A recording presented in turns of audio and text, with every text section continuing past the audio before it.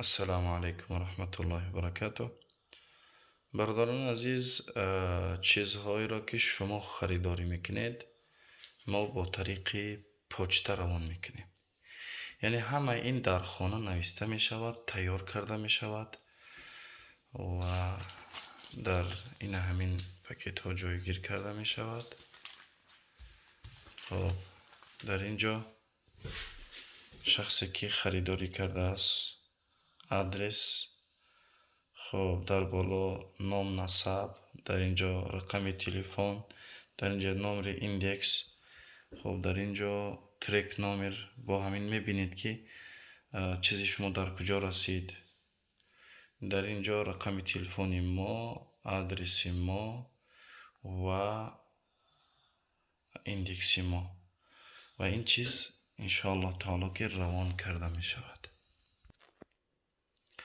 خب بعد از اینکه همه رو نوشتیم در درون همین جایگیر کرده می شود، مستحکم و این انشاءالله تیار است برای روان کردن. فردا انشاءالله تعالی با طرف سنت پترزبورگ روان کرده می شود.